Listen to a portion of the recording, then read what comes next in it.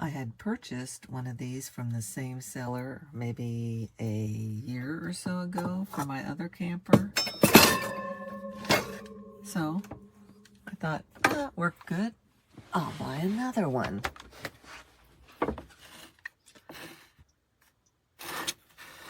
As you can see, there's some tape on there. And why?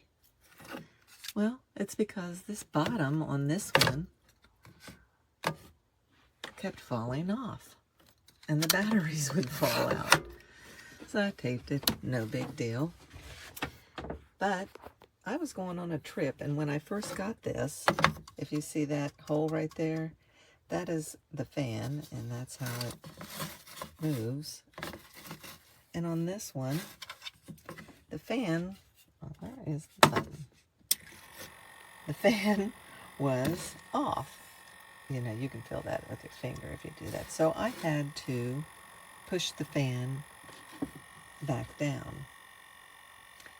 And it seems to make a little more noise than what my other one was, but so it still worked.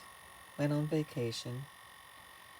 And you know, and the batteries fell out, so I have handy dandy tape with me at all times, so I taped it fine.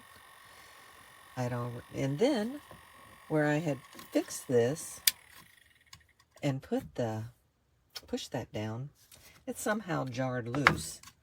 So I had to take something and really push it back down onto the pin so it would work.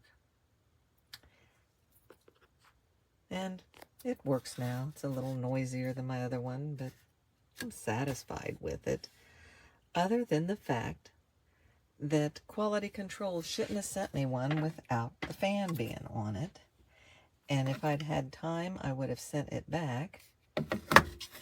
And they need to fix this here bottom so I don't have to untape it and tape it every time I want to put a battery in.